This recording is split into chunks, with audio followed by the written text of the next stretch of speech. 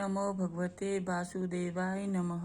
कार्तिक महात्म्य का 15वां और 16वां अध्याय। कहानी इस प्रकार है। सभी लोगों को दीपावली की हार्दिक शुभकामनाएं। आगे कथा इस प्रकार है। श्री विष्णु भगवान की कृपा हो सब पर अपरंपार। कार्तिक मास का कमल करे 15वां विस्तार। राजा पृथु ने नारद जी से पूछा, मुनिश्रेष्ठा, तब दैत्यराज ने क्या किया, वह सब मुझे विस्तार से सुनाइए। नारद जी बोले, मेरे के चले जाने के बाद जलंधर ने अपने राहु नामक दूत को बुलाकर आज्ञा दी कि कैलाश पर एक जटाधारी शंभु योगी रहता है, उससे उसकी सर्वांग सुंदर भार्या को मेरे लिए मांग लाओ। तब दूत शिव ने स्थान में पहुंचा, परंतु नंदी ने उसे भीतर सभा में जाने से रोक दिया। किंतु वह अपनी उग्रता से शिव की सभा में चला ही गया और शिव से आगे बैठकर दैत्यराज का संदेश कह सुनाया।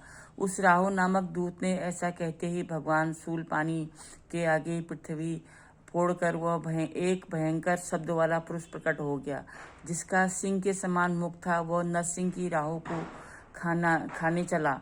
राहु बड़े जोर से भागा, परंतु उस पुरुष ने उसे पकड़ लिया। उसने शिव जी की शरण ली, अपनी रक्षा मांगी। शिव जी ने उस पुरुष से राहु को छोड़ देने को कहा, परंतु उसने कहा, मुझे बड़ी जोर से भूख लगी है, मैं क्या खाऊं। महेश्वर ने कहा, यदि तुझे भूख लगी है तो शीघ्र ही अपने हाथ और पैरों का मांस भक्षण कर ले। उसने वैसा ही किया। तब केवल उसका सिर शेष मात्र रह गया। तब उसका ऐसा कृत्य देखकर शिव जी ने प्रसन्न हो उसे अपना आज्ञा पालक जान अपना परम प्रिय गण बना लिया। उस दिन से वह शिव जी द्वारा स्वकीर्ति मुख नामक गण होकर रहने लगा। इति 15वां अध्याय यहीं पे समाप्त होता है। अब 16वें अध्याय की कथा आगे। कार्तिक महात्म्य का 16वां अध्याय आगे सुनिए। राजा पृथु ने कहा, हे नारद जी, वे तो आपने भगवान शिव की बड़ी विचित्र कथा सुनाई है। अब कृपा करके आप यह बताइए कि उस समय राहु उस पुरुष से छूटकर कहाँ गया। नारद जी बोले, उससे छूटने पर वह दूत बर्बर नाम से विख्यात हो गया और अपना नया जन्म पाकर और धीरे धीरे जलंधर के पास गया। वहां जाकर उसने शंकर की सब चेष्टा कही। उसे सुनकर दैत्यराज ने सब दैत्यों को सेना द्वारा आज्ञा दी। कालनेमी और शुंभ निशुंभ आदि सभी महाबली दैत्य तैयार होने लगे। एक से एक महाबली दैत्य करोड़ों करोड़ों की संख्या में निकल युद्ध के लिए जुट पड़े। महाप्रतापी सिंधु पुत्र शिव जी युद्ध करने के लिए निकल पड़ा। आकाश में मेघ छा गए और बहुत अपशकुन होने लगे। शुक्राचार्य और कटे सिर वाला राहु सामने आ गए। उसी समय जलंधर का मुकुट खिसक गया, परंतु वह रुका नहीं। इधर इंद्रादिक सब देवताओं ने कैलाश पर शिव जी के पास पहुंचकर सब वृत्तांत सुनाया और यह भी कहा कि आपने जलंधर से युद्ध करने के लिए भगवान विष्णु को भेजा था। वह उसके वशवर्ती हो गए और विष्णु जी लक्ष्मी सहित जलंधर के अधीन हो उनके घर में निवास करते हैं। अब देवताओं को भी वही रहना पड़ेगा।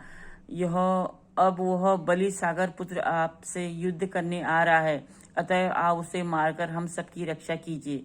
यह सुनकर शंकर जी ने विष्णु जी को बुलाकर पूछा, ऋषिकेशा, युद्ध में आपने जलंधर का संहार क्यों नहीं किया और बैकुंठ छोड़ आप उसके घर में कैसे चले गए।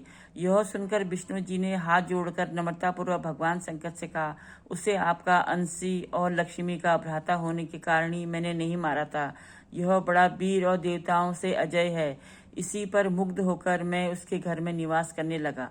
विष्णु जी के इन वचनों को सुनकर शंकर जी हंस पड़े। उन्होंने कहा, विष्णु, आप यह क्या कहते हैं। मैं उस दैत्य जलंधर को अवश्य मारूंगा।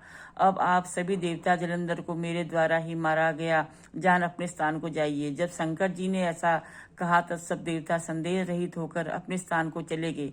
उसी समय पराक्रमी जलंधर अपनी विशाल सेना के साथ पर्वत के समीप कैलाश की ओर सिंहनाद करने लगा। दैत्यों के नाद और कोलाहल को सुनकर शिव जी ने नंदी आदि गणों को उससे युद्ध करने के लिए आज्ञा प्रदान की। कैलाश के समीप भीषण युद्ध होने लगा।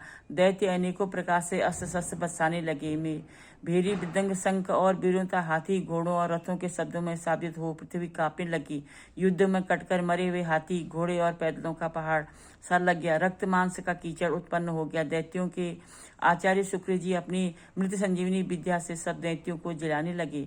यह देखकर शिव जी के गण व्याकुल हो गए और उनके पास जाकर सारा वृत्तांत सुनाया। उसे सुनकर भगवान रुद्र क्रोध की सीमा न रही। फिर तो वह उस समय उनके मुख से बहुत बड़ी भयंकर कृत्या उत्पन्न हुई, जिसकी दोनों जगहें ताल वृक्ष के समान थी। वह युद्ध भूमि में जा असुरों का चूर्ण करने लगी और फिर वह शुक्राचार्य के समीप पहुंची और शीघ्र ही अपनी योनि में गुप्त कर लिया और फिर स्वयं भी अंतर्ध्यान हो गई।